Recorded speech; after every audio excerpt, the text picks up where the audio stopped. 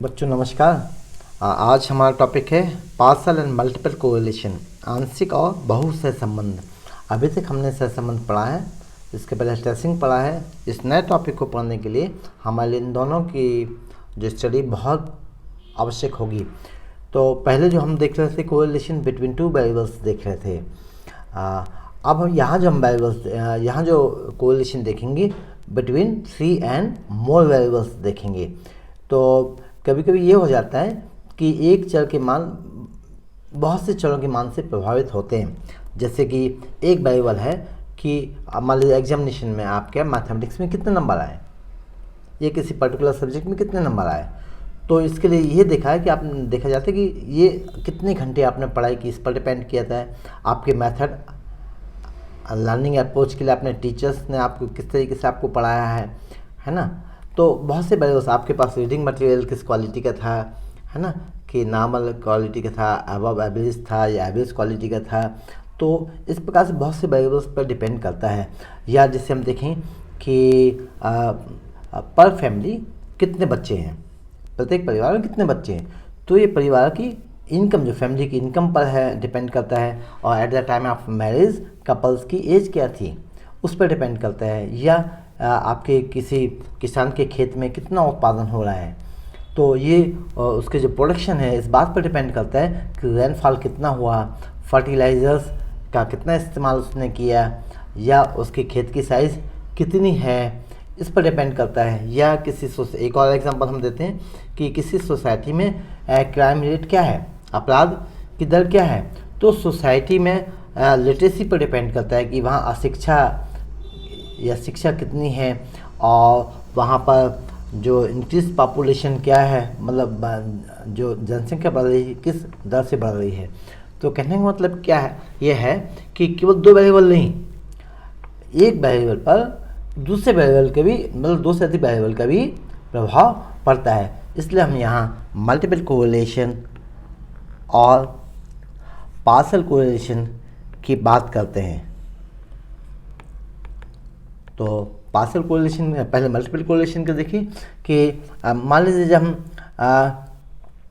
दो या दो से अधिक वेरिएबल्स, मान लीजिए वेरिएबल्स हैं x1, x2, x3 and so on, in variables की कंबाइंड इफेक्ट को हम एक अन्य वेरिएबल पर जो इनमें शामिल नहीं है, एक अन्य वेरिएबल पर देखते हैं कि इनका कंबाइंड इफेक्ट्स क्या पड़ रहा है।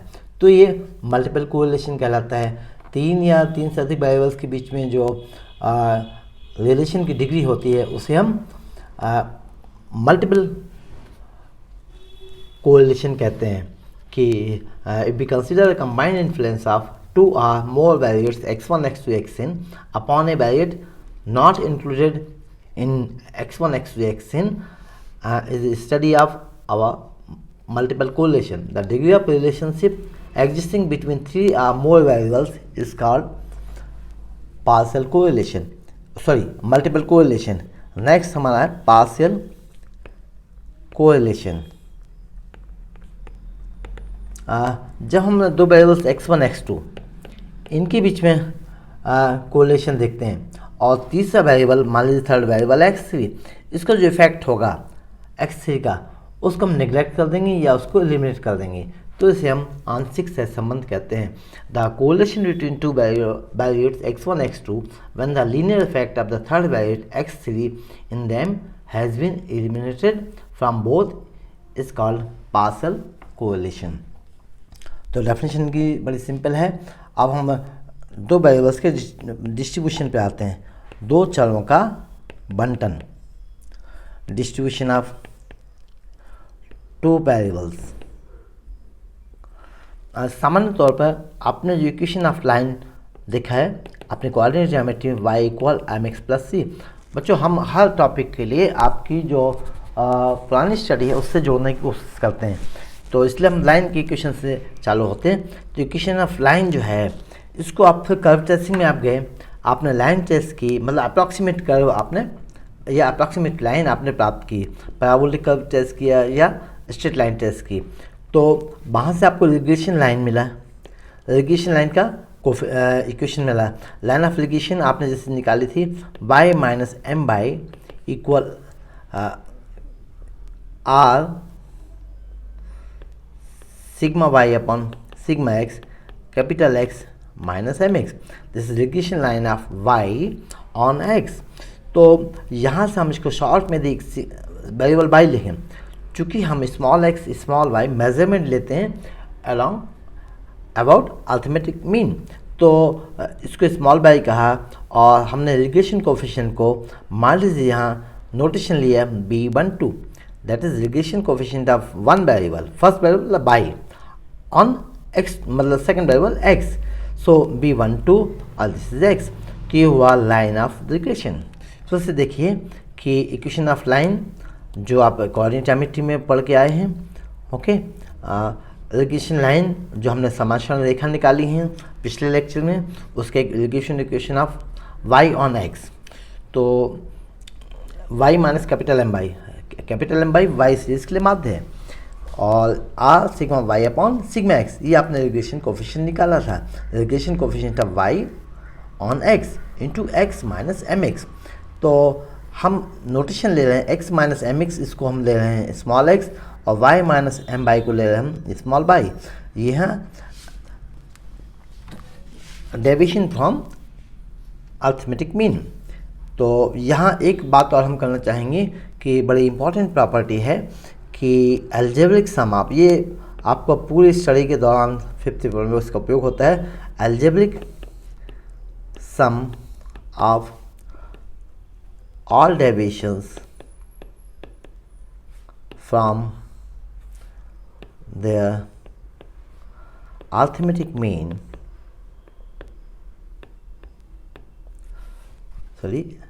arithmetic mean is 0.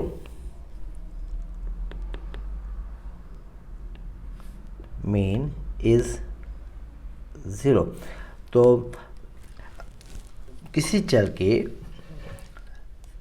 विचलनों का बीजीय योग जबकि विचलन माध्य से लिया गया हो शून्य होता है। तो यहाँ सबसे पहले माध्य की बात करते हैं। माध्य आपने पढ़ा है, सिंपल फार्मूला स्कूल लेवल में पढ़ा है, sigma f x by N.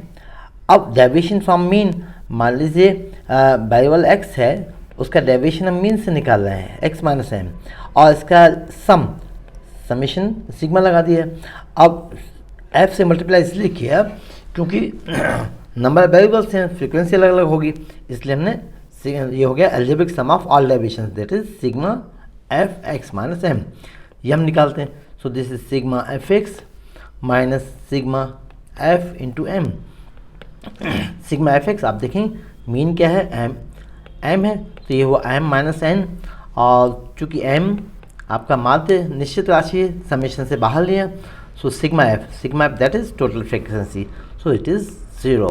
बड़ा सिंपल प्रॉपर्टी है, लेकिन जब इसका उपयोग होता है तो हमें इसको ध्यान रखना आवश्यक होता है, तो इसको आप ध्यान रखेंगे। Algebraic sum of all deviations from their arithmetic mean is 0। एक बात और जो हमने इसको कही, ये बड़ा इंपॉर्टेंट है कि regression equation of y on x, इसको हम लिख सकते हैं कि मान लीजिए y को हमने कहा फर्स्ट वेरिएबल, तो यहाँ आप लिख सकते हैं y और यहाँ लिख सकते हैं बी वाई एक्स भी लिख सकते हैं, ओके। तो जिससे फिर से हम इसको राइट करते हैं कि regression equation of y on, इसको हम कैपिटल लेटर्स में लेते हैं y के लिए, y on x is given by y equal b y x small x। तो where b by x is called regression coefficient and it is r sigma y upon sigma x। ये हमारी study है। जो curve fitting वाला chapter हमने पढ़ा था, इसका कोरिलेशन पढ़ा है, कोरिलेशन का रिग्रेशन भी हमने देखा है, तो उनके कंबाइंड इफेक्ट से हमने ये रिग्रेशन कोफिशिएंट लास्ट लेक्चर में निकाले थे, ओके। तो अब यहाँ जो इस चैप्टर में throughout this chapter we use the variables x1 x2 x3 and so on, मतलब हम यहाँ x y z वेरिएबल्स ना लेके हम न्यूमेरिक में लेंगे। x1 चूँकि नंबर ऑफ वेरिएबल्स ज़्यादा हैं तो आप काउंट कैसे करेंगे, उसके जो सफिक्स होगी 1 2 3 एंड सो ऑन, ओके। तो यहाँ हम वेरिएबल्स लेंगे x1 x2 xn। तो यहाँ हम देख सकते हैं कि regression equation of x1 on x2 is given by x1 equal b12 x2। तो यहाँ हमने b by x regression coefficient जो था r sigma Y upon sigma x, जिसको बी बाई एक्स लिखा, इसकी जगह हमने लिखा b12। And similarly regression equation of x2 on x1 is given by x2 b21 x1। देखिए b12 and b21 both are different. क्यों? क्योंकि रिग्रेशन इक्वेशन ऑफ ये जो फर्स्ट है regression of equation of x1 on x2 है, और second जो है regression equation of x2 on x1 है। तो चूँकि ये लाइन का इक्वेशन है, तो हम चूँकि कर्व फिटिंग के द्वारा, बक आसंजन के द्वारा अप्रॉक्सीमेट ड्रॉ करते हैं। जैसे आपने क्या देखा कि मान लीजिए हमने 2 डायमेंशन में बहुत से आपको पॉइंट्स दिए हुए हैं x बाई पी एस, जैसे कोरिलेशन में आपने देखा था कि इन पॉइंट्स को मिलाने वाली एक रेखा में निकालना है, तो एग्जैक्टली आपको स्ट्रेट लाइन नहीं मिलेगी जो इन सभी को मिलाएगी। तो हम अप्रॉक्सीमेट कर्व खींचते हैं, अप्रॉक्सीमेट लाइन खींचते हैं जो इन पॉइंट्स को रिप्रेजेंट करती है। तो इन बिंदुओं की जो दूरी होती है लाइन से, ये जितनी कम होगी हमारी लाइन क्या होगी, बेस्ट फिट होगी, मतलब सबसे अच्छी लाइन फिट आएगी। बहरहाल इन सब में रेसिडुअल तो होता है, इसलिए फर्स्ट से जिस लाइन फर्स्ट देखेंगे, फर्स्ट से हम रेसिडुअल निकालेंगे कि जो बिंदु इस लाइन पर नहीं है, इस लाइन पर नहीं होंगे, मतलब लाइन से इन बिंदुओं की कुछ दूरी होगी, इन्हें हम अवशेष कहेंगे। इसे नाम देंगे x1.2, this is x1 minus b12 x2। यहाँ आप ध्यान देंगे कि ये जो ऊपर लेटर्स लिखे ना, ये सभी स्मॉल x है ना, ये इस कैपिटल में नहीं आएंगे ये कभी। जो हम सफिक्स के साथ लेंगे वो हमेशा स्मॉल लेटर्स ही होंगे। सो x1.2 equal b12, x1.2 equal x1 minus b12 x2। And first से जो सेकंड से आपको रेसिडुअल मिलेगा वो मिलेगा x2.1, चूँकि equation regression equation of x2 on x1 है, सो b2.1 is x2 minus b21 x1। तो ये रेसिडुअल्स कहलाते हैं। ये अवशेष जितने कम होंगे, मतलब यदि अवशेष शून्य है, जैसे मान लीजिए x1.2 शून्य है, मतलब सभी बिंदु कहाँ पर होंगे, लाइन पर स्थित होंगे। ओके, तो ये रेसिडुअल्स जितने कम होंगे, प्रिंसिपल्स ऑफ लीस्ट स्क्वायर से ये लाइन उतनी बेस्ट फिट होगी। तो नॉर्मल इक्वेशंस निकालने के लिए हमने नॉर्मल इक्वेशंस निकाले थे, कर्व फिटिंग में निकाले थे, यहाँ पे हम नॉर्मल इक्वेशंस निकालेंगे। तो मान लीजिए इक्वेशन नंबर 3 कहा, इसे हमने कहा इक्वेशन नंबर 4। तो सबसे पहले नॉर्मल इक्वेशंस, सामान्य समीकरण, नॉर्मल इक्वेशंस फॉर 3 आर। तो सबसे पहले sigma 1.2 equal 0, that is sigma x1 minus b12 x2 equal 0। फिर दूसरा, इसको मल्टीप्लाई कर देते हैं वेरिएबल x2 से। सो जैसे वहाँ x से मल्टीप्लाई करते थे, यहाँ सेकंड वेरिएबल x2 है, तो x2 1.2 equal 0 equal sigma x2 x1.2 is x1 minus b12 x2 equal 0। Okay, equation number से हमने 5 कहा, इससे हमने 6 कहा। तो equation number 6 implies sigma x1 x2 और x2 x1 सेम है, माइनस b12 रिग्रेशन कोफिशिएंट है, निश्चित राशि है, sigma x2 square equal 0। Similarly 4th से, है ना, नॉर्मल इक्वेशंस, है ना, normal equations for fourth, sorry, normal equations for 4 are sigma x 2.1 equals 0 and x 1 into x 2.1 equals 0, that is x1 x 2.1 is x2 minus b21 x1 equals 0। तो यहीं से आपको मिला sigma x1 x2 minus b21 sigma x1 square equal 0। So this equation number 7। Equation number हम इसलिए लगातार इसको बढ़ाते जा रहे हैं कि आपको समझने में आसानी हो। इन दोनों की सहायता से देखिए बाई 7 and 8 आप वैल्यूज निकाल सकते हैं कि बाई 7 and 8, तो फर्स्ट बाई हम केवल 1 by 1 निकालते हैं। चलिए, तो by 7 b12 equal sigma x1 x2 by sigma x2 square. चूँकि आपको कोरिलेशन कोफिशिएंट याद आ रहा होगा कि कोरिलेशन कोफिशिएंट हमने निकाला था कि correlation coefficient of correlation is defined by sigma x by upon root of sigma x square into sigma y square. यहाँ आप देखेंगे कि ये भी लगभग इसी फॉर्म में है ना, कि x बाई की जगह वेरिएबल हमारा x1 x2 है। यहाँ जो वेरिएबल्स जो अभी क्वांटिटी नहीं है उसको हम मल्टीप्लाई और डिवाइड कर देते हैं और ऐसे कोरिलेशन कोफिशिएंट के फॉर्म में लिखते हैं। इसे हमने लिखा root of sigma x2 square और x1 स्क्वायर से मल्टीप्लाई कर दिया और बाकी को हम बैलेंस कर देंगे। जैसे यहाँ सिग्मा x स्क्वायर था x2 स्क्वायर से पहले से, तो इसको रूट इंटू रूट लिखा, root of a into a is a। इसी प्रकार चूँकि हमने डिवाइड किया है root of sigma x1 square से, इसलिए हमने मल्टीप्लाई कर दिया। तो आप देखेंगे it is correlation coefficient between x1 and x2, ये क्वांटिटी। अब इसको देखिए, ये आपका एग्जैक्टली कोरिलेशन फार्मूला हो गया between correlation between x1 and x2। तो यहाँ हम इसको नोटेशन लेंगे R12। R12 is the correlation coefficient between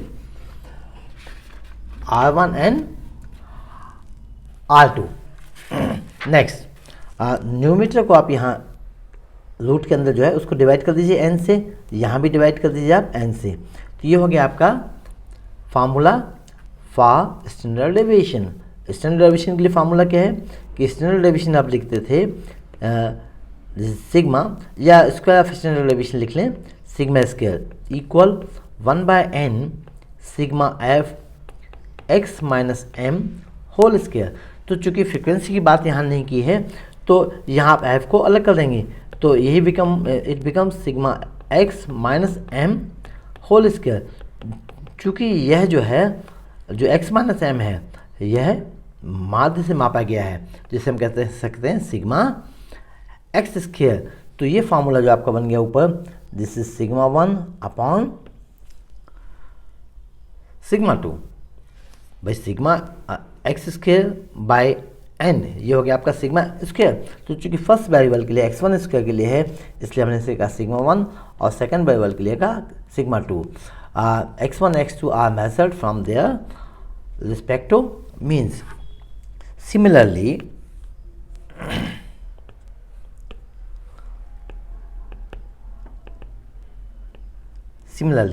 आप सेकंड से मतलब 8 से निकालेंगे। सिमिलरली 8 से आप निकालेंगे, खुद आप इसको ट्राई कीजिए। तो बाय सिमेट्री इसको हम लिख सकते हैं, this is R21 sigma 2 by sigma 1। चूँकि B12 में देखेंगे आप R12 लिखा, तो हमने यहाँ लिख दिया R21 और सिग्मा 1 मतलब फर्स्ट सफिक्स जो है सबस्क्रिप्ट 1 है, इसको ऊपर लिखा सिग्मा 1 अपॉन सिग्मा 2। यहाँ से आप एक और देखेंगे रिलेशन हमें मिला कि now B12 into B21 equal, आप देखेंगे easily R12 into R21 sigma 1 upon sigma 2 into sigma 2 upon sigma 1 becomes 1। तो इसे हम लिख सकते हैं this is R12 square, because R12 and R21 are equal. क्यों? B12 और B21 इक्वल नहीं होंगे, वो regression coefficient of x1 on x2 और x2 ऑन x1 है। ये क्यों इक्वल होंगे? Because it is relation between x1 and x2, so we may also call it relation between x2 and x1. So R21 and R12 are both are equal. ये पहले भी हमने देखा है कि आपने देखा है पहले भी रिग्रेशन वाले चैप्टर में कि correlation is the geometric mean of regression coefficients. Regression coefficients का ज्योमेट्रिक मीन होता है कोरिलेशन। तो इसके बाद हम स्टैंडर्ड डेविएशन भी निकाल सकते हैं कि मान लीजिए हम स्टैंडर्ड डेविएशन की कैलकुलेशन करते हैं यहाँ।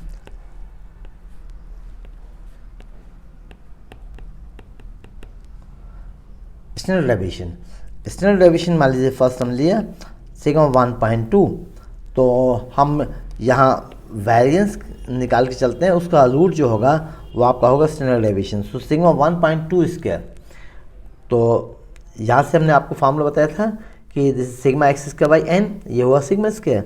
तो sigma x 1.2 square by n, बड़ा सिंपल है, नोटेशन से आप यहाँ घबराएं नहीं, क्योंकि नंबर्स में ये हैं, डेसिमल भी हमें लेना पड़ेंगे पार्शियल इफेक्ट की वजह से। तो sigma x 1.2 whole square by n, तो इसको हम निकालेंगे 1 बाई एन 1.2 स्क्वायर। रेसिडुअल देखा आपने यहाँ निकाला था कि this x1 minus B12 x2, यहाँ रख दीजिए आप कि सिग्मा x 1.2 इंटू x 1.2, ये हम 2 बार लिख देते हैं। इसके बाद this is 1 by n sigma x 1.2 is x1 minus B12 x2। चाहे तो आप यहीं से स्क्वायर कर दें या 1 बाई 1 मल्टीप्लाई कर दें, एक ही बात है, तो इस स्टेप की ज़रूरत नहीं है फिर। Okay, so this is 1 by n a square, this is x1 square minus 2ab, that is 2b12 x1 x2 plus b square, this is b12 square and x2 square. तो यहाँ हम कैलकुलेशन कर रहे हैं वेरिएंस निकालने के लिए, deviation निकालने के लिए, स्टैंडर्ड डेविएशन निकालने के लिए। So this is 1 by n sigma x1 square minus 2b12 sigma x1 x2 by n plus b12 square sigma x2 square, sigma x1 square by n. So this is simply sigma 1 square first variable के लिए variance minus 2 times B12 की value आपने निकाली है पहले, B12 is okay, इससे आपने लिखा है सिग्मा 1, इसके टर्म्स में भी लिखा है आपने, और इसकी वैल्यू अभी हमने डिटेल में नहीं निकाली है। हाँ सॉरी, B12 हमने ये निकाला R12 सिग्मा 1 अपॉन सिग्मा 2, सो R12 sigma 1 upon sigma 2, sigma x1 x2 upon n, इसकी वैल्यू भी हम आपको भी निकाल के दिखा देते हैं। जो यहाँ से निकालते हैं पहले कि आपने पढ़ा कि R12 this is sigma x1 sigma x2 by root of sigma x1 square into sigma x2 square, ये जो सिंपल कोरिलेशन है उससे आपने निकाला। सो यहाँ से आप न्यूमरेटर डिनोमिनेटर को डिवाइड कर दें by n, so it becomes sigma x1 square by n, root के अंदर ले जाएंगे तो दोनों को डिवाइड करेंगे x2 स्क्वायर बाई n, तो this implies sigma x1 x2 by n equal R12, बाकी इनको क्रॉस मल्टीप्लाई करेंगे, और इनफैक्ट ये क्या है सिग्मा 1 स्क्वायर और सिग्मा 2 स्क्वायर, तो इनका रूट हुआ सिग्मा 1 सिग्मा 2। तो ये वैल्यू आप यहाँ वापस यहाँ रख दें सिग्मा 1 सिग्मा x1 x2, इसकी जो वैल्यू आपने निकाली है नीचे, इसको आप यहाँ रख दें। This is R12 sigma 1 sigma 2 plus B12 square, so which is R12 sigma 1 upon sigma 2 whole square into sigma x2 square. यहाँ हमने यहाँ n लिखना भूल गए थे, नीचे देखिए n से 1/n से मल्टीप्लाई हो रहा है ना ऊपर, तो ये हो आपका सिग्मा 2 स्क्वायर। सो इसको और थोड़ा हम कैलकुलेट करते हैं कि जो कैंसिल हो रहा है उसे हम कैंसिल कर देंगे। जिस सिग्मा 2 कैंसिल हो रहा है यहाँ, और बाकी आपको बच्चा यहाँ सिग्मा 1 स्क्वायर, तो ये सिग्मा 2 डिनोमिनेटर से यहाँ भी कैंसिल होगा, स्क्वायर है, तो ये दोनों क्वांटिटी सिमिलर है। तो आपको क्या मिला, this is sigma 1 square minus R12 sigma 1 square. Okay, so आप R12 ये आपने यहाँ ध्यान नहीं दिया कि ये R12 ये कितना होगा R12 स्क्वायर, R12 यहाँ भी है यहाँ भी है, तो यहाँ R12 होल स्क्वायर है, तो यहाँ से आप कॉमन लीजिए sigma 1 square 1 minus R12 square. तो आपके लिए एक नया फार्मूला मिला। फार्मूला क्या बोला कि दस therefore sigma 1.2 square is sigma 1 square 1 minus R12 square by symmetry. अब देखिए सिमेट्री से हम दूसरी क्वेश्चन से अब सिग्मा 2.1 की वैल्यू नहीं निकालेंगे, तो सिग्मा 2.1 चूँकि एक इक्वेशन हमने सॉल्व किया, यहाँ से सिग्मा 1.2 निकाला, तो ये सिग्मा 2.1 होगा बाई सिमेट्री। आप देखेंगे पॉइंट के पहले जो सबस्क्रिप्ट है, यहाँ जो है इस पॉइंट के पहले जो सबस्क्रिप्ट 2 है, इसे हम कहते हैं प्राइमरी सबस्क्रिप्ट, मुख्य पादांक। और जो बाद में है, मतलब पॉइंट 2 यहाँ है, पॉइंट 1 यहाँ है, तो जो पॉइंट के बाद होगा उसे हम कहेंगे गौण पादांक या द्वितीयक पादांक। प्राथमिक मतलब प्राइमरी सबस्क्रिप्ट क्या है, मुख्य पादांक है जो डेसिमल के पहले है, जैसे 1 और 1 है आपकी सिग्मा 1.2 में, यहाँ आपकी प्राइमरी सबस्क्रिप्ट है 2 है जो डेसिमल के पहले है। इसी प्रकार 1.2 में जो 2 है वो सेकेंडरी सबस्क्रिप्ट है, और 2.1 में 0.1 जो है 1 जो है वो सेकेंडरी सबस्क्रिप्ट है। तो पहले इक्वेशन में आपको मिला सिग्मा 1 स्क्वायर, तो यहाँ आपको मिलेगा सिग्मा 2 स्क्वायर, चूँकि प्राइमरी कितना है 2 है, 1 minus R21 square.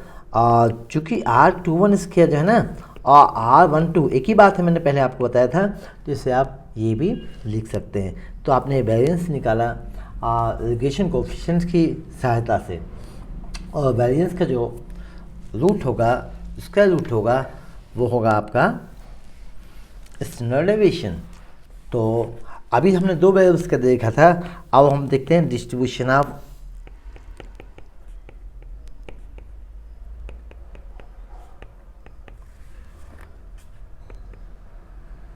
Three or more variables, 3 या 3 से अधिक चरों का बंटन। तो equation of line of x1 on x2, तो जैसे आपने देखा a प्लस b12 x2, ये equation of x1 on x2। मान लीजिए हम थर्ड वेरिएबल भी लेते हैं, थर्ड वेरिएबल मान लीजिए हमने लिया 3, तो यहाँ हमें रिग्रेशन कोएफिशिएंट लिखना पड़ेगा बिटवीन x1 एंड x3 और वेरिएबल x3।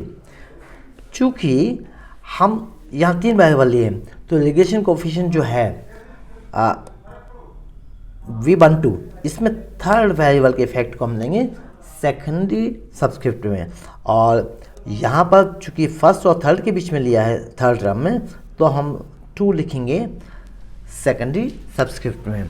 सिमिलरली जैसे आप n वेरिएबल्स लेते हैं, similarly for n variables, n चरों के लिए, सो x1 होगा this is a plus b12.345 and so on up to n।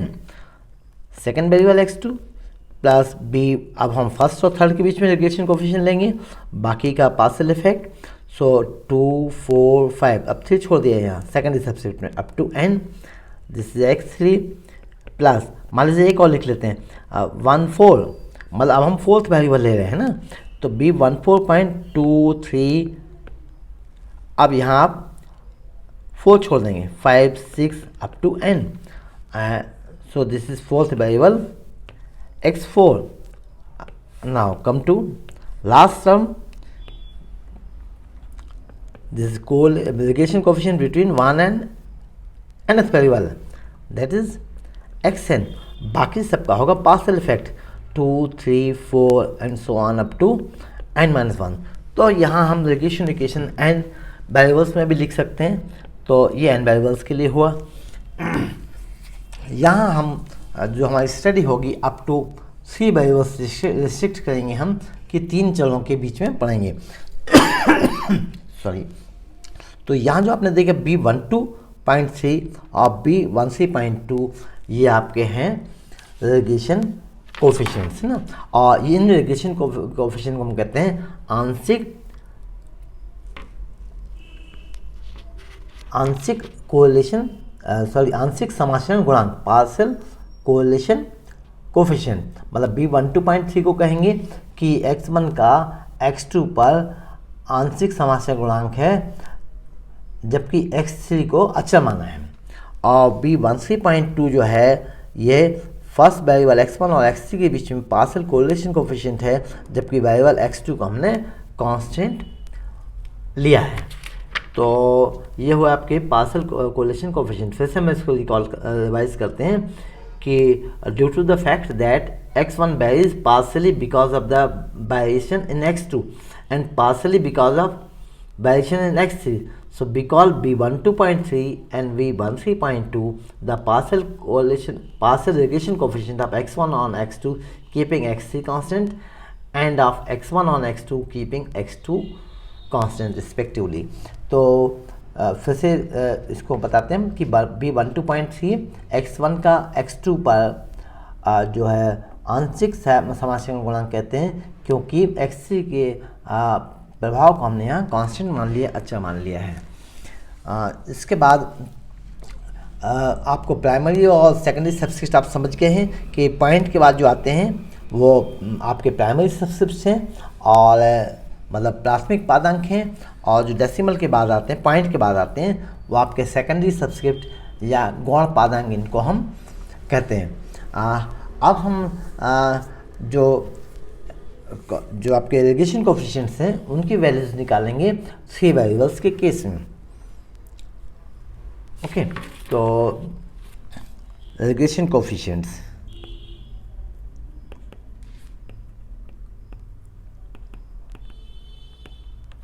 For 3 variables, 3 चरों के लिए समाशरण गुणांक निकालेंगे।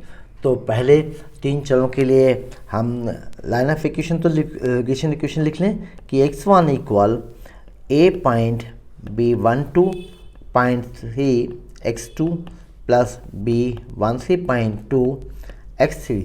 चूँकि a 0 होता है, हम पहले भी निकाल चुके हैं, so this is b12.3 x2 plus b13.2 x2। Residual अवशेष, so residual is given by x1.23। चूँकि 2 वेरिएबल्स हैं इसलिए सेकेंडरी सब्सक्रिप्ट में हम लेंगे 2 and 3। So it is x1 minus b12.3 x2 minus b13.2 x3। ये हुआ आपका रेसिडुअल। जैसे कि हमने x1.2 निकाला था, इक्वेशन लाइन का इक्वेशन लिखा था। अब यहाँ से हम नॉर्मल इक्वेशंस बनाएंगे, और for the goodness of fit, समंजन सुस्ता के लिए जो रेसिडुअल्स है इनके वर्गों का योग जितना कम होगा आपका गुडनेस ऑफ फिट उतना ही अच्छा होगा। पूरा ये स्टडी कर्व टेस्टिंग पर बेस्ड है। So let E equal sum of squares of residuals. Okay, yeah, this is sigma x1 minus b 12.3 x2 minus b 13.2 x3 whole square. ये हमने अवशेषकों को वर्गों का योग माना इसे हम। तो यहाँ से ये जो फॉर गुडनेस ऑफ फिट किस पर डिपेंड करेगा, कॉन्स्टेंट्स पे डिपेंड करेगा, B12.3 और B13.2 इन पर डिपेंड करेगा जो हमारे रेडिएशन कोफिशिएंट्स हैं। So for minimum value of E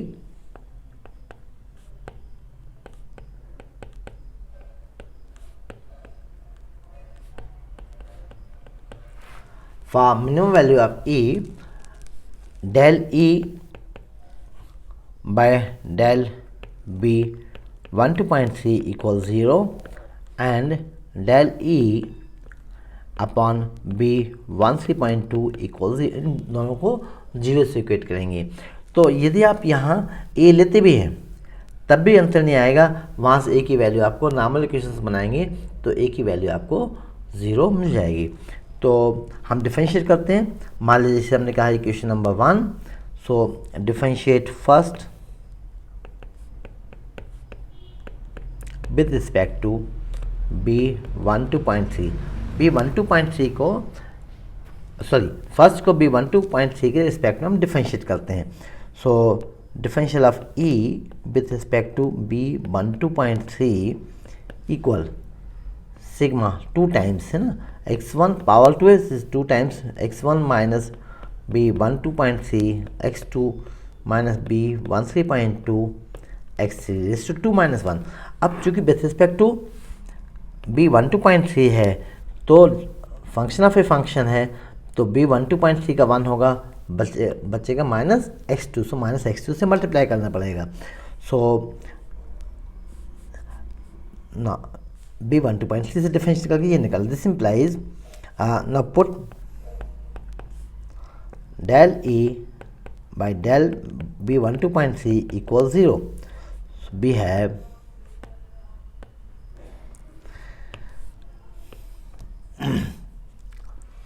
two times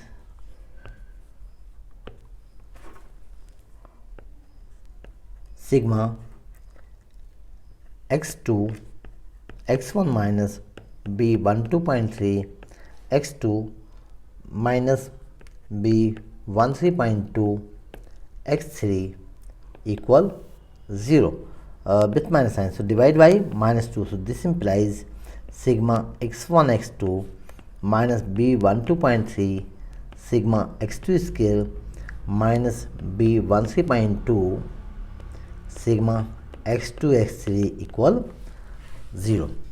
तो इसे हम इक्वेशन नंबर 2 कह देते हैं। ओके, इसको हम सिंप्लीफाई भी कर सकते हैं, तो चलिए इसको हम थोड़ा सिंप्लीफाई भी कर लेते हैं। पहले भी हमने चूँकि वैल्यूज निकाली थी तो इसको हम नंबर 2 नहीं कहते हैं, इसको सिंप्लीफाई करते हैं। सिग्मा x1 x2 की हमने वैल्यू निकाली थी और ये आपको यहाँ बताया भी था। देखिए आर के टर्म्स हमने सिग्मा x1 x2 की वैल्यू निकाली थी। Sigma x1 x2 is n times, तो यहाँ से आपको मिलेगा sigma x1 x2 is n times r12 sigma 1 sigma 2। ये वैल्यू आप यहाँ रख दीजिए, सिग्मा x1 x2 की n times r12 sigma 1 sigma 2 minus B12.3 this is n times sigma 2 square.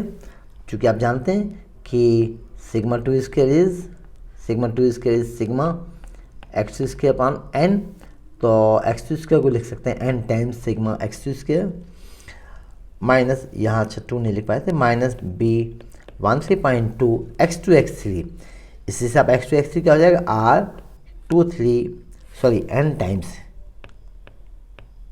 n times r by symmetry r23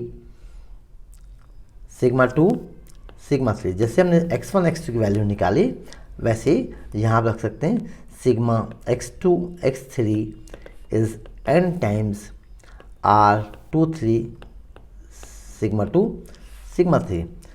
तो यहाँ से जो कॉमन है उसे आप कॉमन लेके हटा दीजिए। सो n कॉमन है, सिग्मा 2 भी सभी में कॉमन है, उनको अलग कर देते हैं। तो जो आपको इक्वेशन मिला, एक इक्वेशन आपको मिलेगा, यहाँ से सिग्मा x1 x2 की वैल्यू आपने रखी थी तो एक इक्वेशन आपको मिला यहाँ से R12 sigma 2 okay minus B12.3 sigma 2 minus B13.2 R23 sigma 3 equal 0। R यहाँ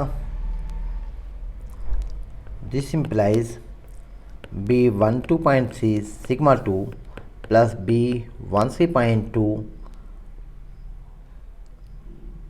R23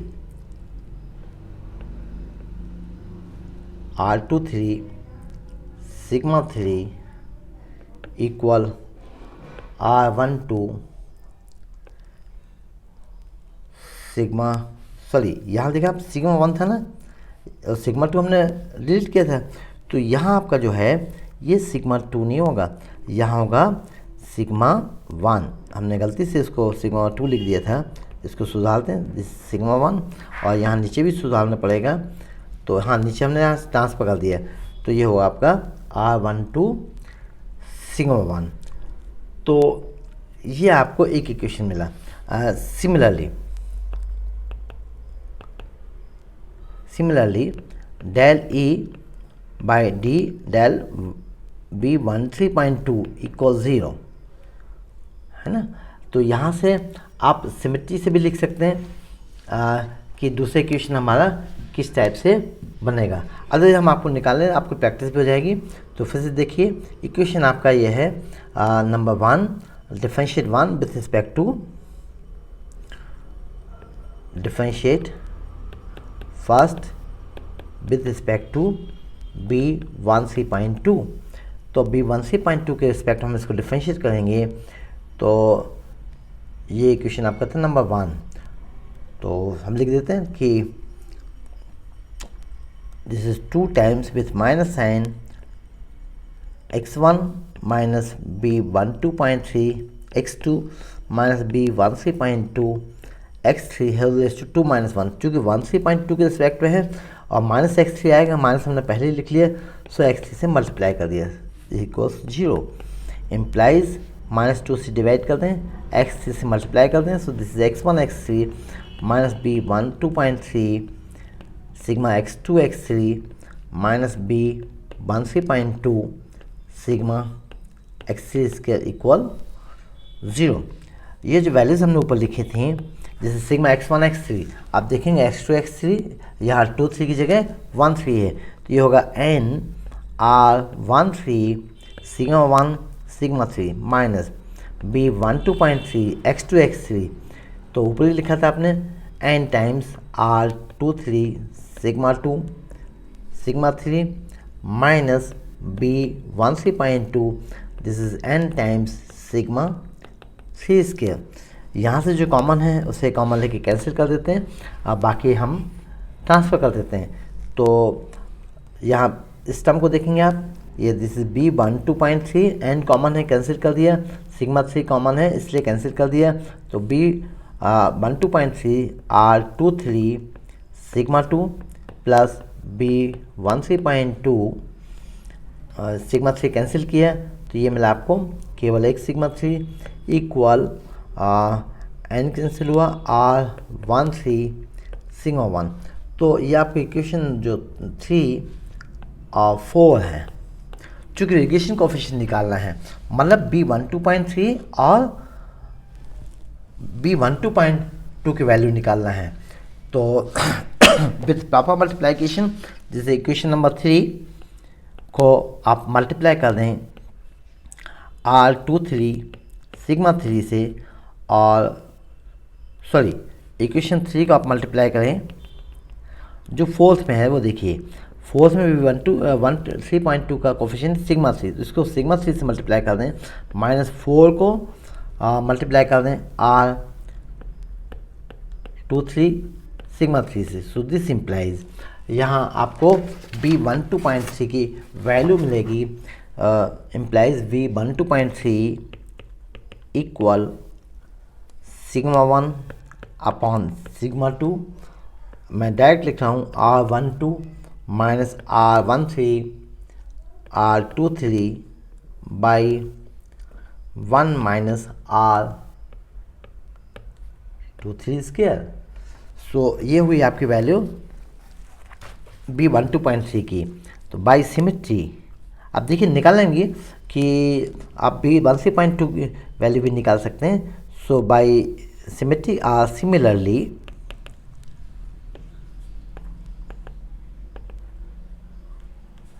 B13.2। अब देखिए सिमेट्री भी है, यहाँ B12 था तो सिग्मा 1 बाई सिग्मा 2, तो यहाँ सिग्मा 1 बाई B13 है तो सिग्मा 1 बाई सिग्मा 3 होगा। R12 था चूँकि प्राइमरी सबस्क्रिप्ट 1 और 2 थी, यहाँ प्राइमरी 1 और 3 है, इसलिए होगा R13।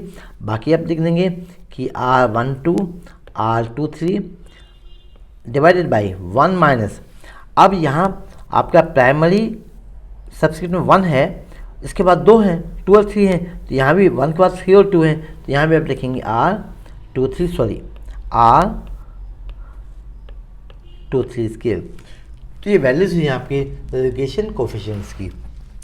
आप देखिए यहाँ से R12.3 ये क्या होगा, radiation coefficient, correlation coefficient is the geometric mean of radiation coefficients. आप जानते हैं कि समासरण गुणांकों का गुणोत्तर माध्य समासरण गुणांक होता है, सॉरी सहसंबंध गुणांक होता है। तो ये हो जाएगा B12.3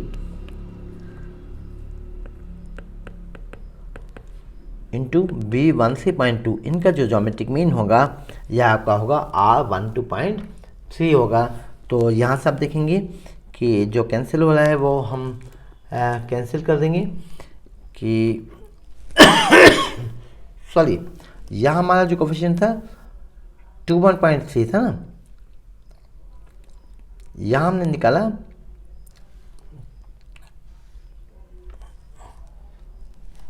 यहाँ जो आपने निकाला है, सॉरी यहाँ देखिए आप रेडिएशन कोफिशिएंट किसका निकाल रहे हैं, 1 और 2 के बीच में निकाला है ना। तो यहाँ आप लिखेंगे इसको भी हम अलग कर देते हैं, 2 1 है ना, ओके 1 से नहीं लिखेंगे, तो यहाँ लिखेंगे आप 2 1, इन दोनों की वैल्यूज लिखेंगे।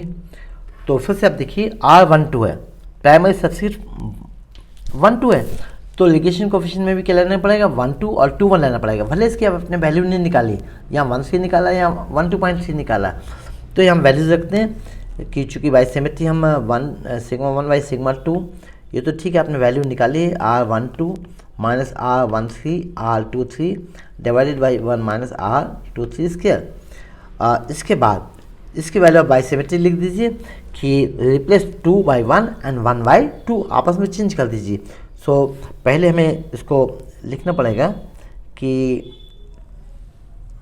सिग्मा 2 बाई सिग्मा 1, 1 2 की जगह 2 1, तो ये remain same 1 2, this is R23 R13 divided by 1 minus R13 square, 2 को 1 से रिप्लेस किया, तो ये जो कैंसिल हो रहा है आप कैंसिल कर दीजिए। सो इट इज़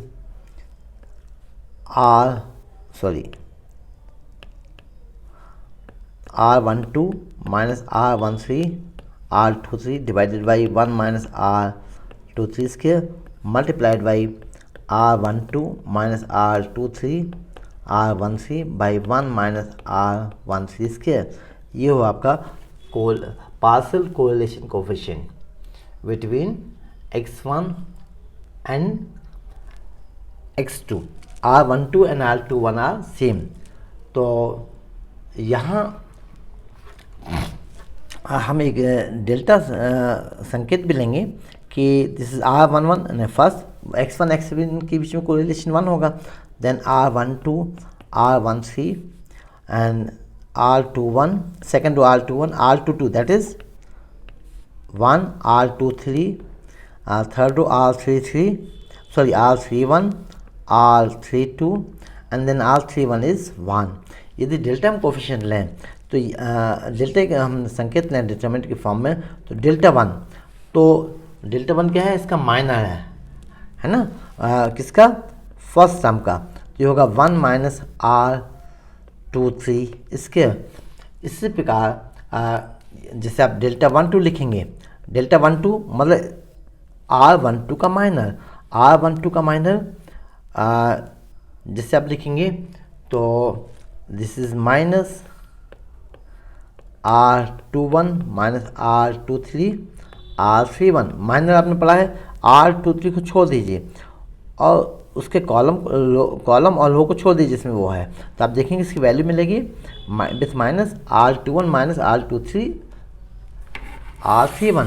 तो इसको डेल्टा के टर्म्स में भी हम लिख सकते हैं कि B12.3 can be written as minus delta 1 by delta 3 delta 12 by delta 11।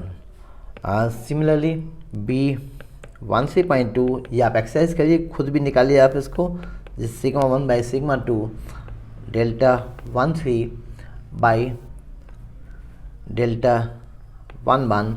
और एक और हमने निकाला था B21.3, इसको लिख सकते हैं minus sigma 2 by sigma 1 delta 21 by delta 22। तो ये आपने देखा कि इस लेक्चर में जो रेसिडुअल्स हैं, जिस थर्ड ऑर्डर का हमने x1.23 लिया था, तो इसे हम कहते हैं रेसिडुअल ऑफ सेकंड ऑर्डर, मतलब x1.23, चूँकि हमने डेसिमल को 2 सबस्क्रिप्ट्स लिए हैं, जिसे हम कहते हैं residual of second order. Okay, thank